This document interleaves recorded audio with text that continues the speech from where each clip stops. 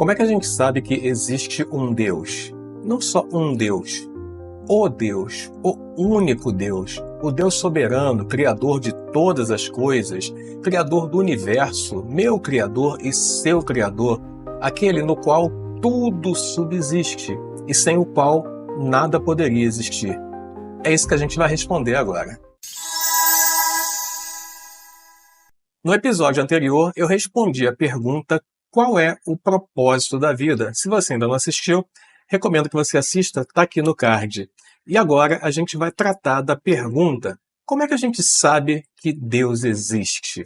Bom, Deus se revela de duas maneiras para a humanidade. Aqui a gente vai tratar da primeira, que é uma revelação geral de Deus para todo ser humano.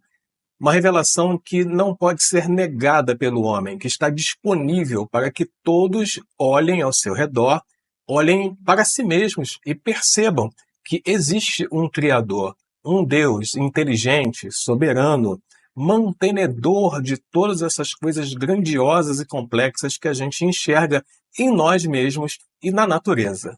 Para todo lugar que a gente olha, a gente consegue ver Deus. Aqui mesmo, nesse vídeo, a gente está vendo Deus. Aqui, nessas plantas, em mim, em você, a complexidade do corpo humano que muitos cientistas dizem que não entendem. Como é que a gente funciona e se mantém vivo no nosso planeta, nas interações entre os sistemas climáticos, geológicos, biológicos, tudo que existe em harmonia, em sincronia, tanto no nosso planeta quanto fora dele, mostra que existe um ser inteligente, um ser que colocou tudo isso em harmonia, em perfeita harmonia, mantendo tudo isso em funcionamento pela eternidade, de forma que não dá para o ser humano olhar para tudo que está ao redor dele e negar que existe um Criador, que existe Deus. E agora vamos ver o primeiro texto que embasa essa afirmativa de que Deus se revela a nós. Está em Salmos capítulo 19, versículos de 1 a 6.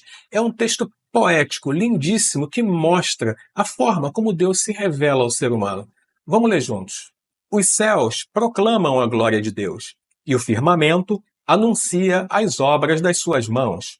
Um dia discursa a outro dia, e a noite revela conhecimento a outra noite. Não há linguagem, nem há palavras, e deles não se ouve nenhum som. No entanto, por toda a terra se faz ouvir a sua voz, e as suas palavras chegam até os confins do mundo. Aí pôs uma tenda para o sol, que é como um noivo que sai dos seus aposentos e se alegra como um herói a percorrer o seu caminho. Principia numa extremidade do céu e até a outra vai o seu percurso, e nada pode se esconder do seu calor. É assim que Deus se revela ao ser humano.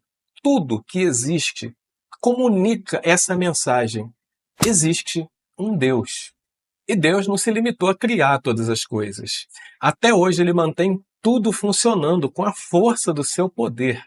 E mais, o conhecimento humano necessário para sua própria subsistência e desenvolvimento é dado por Deus, como a gente vai ver nesse texto agora. Isaías, capítulo 28, versículos 24 a 29. Será que o agricultor está sempre lavrando a fim de semear? Será que ele está sempre abrindo sulcos na terra e desfazendo os torrões? Não. Pelo contrário, depois de ter nivelado a superfície, ele espalha o endro, semeia o cominho, planta o trigo nos sulcos, a cevada no devido lugar e o centeio nas bordas, pois o seu Deus o instrui devidamente e o ensina.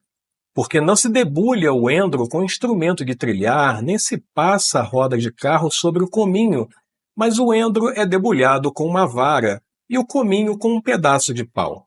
O cereal é debulhado, mas o lavrador não o trilha sem parar. As rodas do carro passam por cima dele, mas os seus cavalos não esmagam os grãos.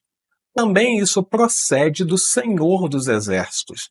Ele é maravilhoso em conselho e grande em sabedoria. Nesse primeiro bloco eu te mostrei como Deus se revela à humanidade através da natureza e também como ele proporciona conhecimento ao ser humano para que ele possa subsistir nesse planeta. E no segundo bloco eu vou te mostrar a consequência do ser humano negar essa realidade e fazer de conta que nada disso vem de Deus. O homem pode até negar a existência de Deus, mas não pode ignorar. Deus se revela de uma forma tão clara, tão inequívoca, tão presente para o ser humano, que quando o homem rejeita essa revelação, ele provoca a ira de Deus. Isso tem consequências. Romanos capítulo 1, versículos 18 a 22, fala sobre isso. Leiamos. A ira de Deus se revela do céu contra toda a impiedade e injustiça dos seres humanos que, por meio da sua injustiça, suprimem a verdade.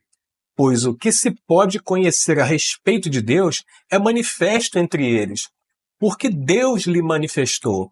Porque os atributos invisíveis de Deus, isto é, o seu eterno poder e a sua divindade, claramente se reconhecem desde a criação do mundo, sendo percebidos por meio das coisas que Deus fez. Por isso, os seres humanos são indesculpáveis, porque, tendo conhecimento de Deus, não o glorificaram como Deus, nem lhe deram graças. Pelo contrário, se tornaram nulos em seus próprios raciocínios, e o coração insensato deles se obscureceu. Dizendo que eram sábios, se tornaram tolos. Como a gente acabou de ver, há consequências para as nossas decisões aqui nessa vida, mas elas não se limitam a esse plano, elas reverberam na eternidade. Em um momento a gente vai ter que dar contas a Deus daquilo que a gente fez aqui, das nossas decisões. Como a gente resolve esse problema, uma vez que a gente entendeu que Deus existe? Como a gente se conecta com Ele? É o que a gente vai ver no próximo vídeo, onde a gente vai estudar sobre a revelação especial de Deus, as instruções que Deus deu para a humanidade de como se reconectar com Ele. Não perde o próximo vídeo, porque esse vídeo talvez seja um dos mais importantes, se não o mais, que você vai assistir em toda a sua vida. A gente se vê lá.